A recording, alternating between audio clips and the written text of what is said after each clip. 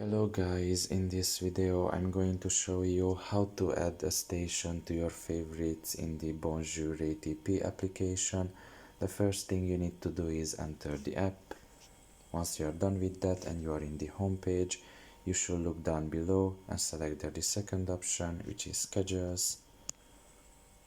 And you can see here the add favorite option. You can just press on it.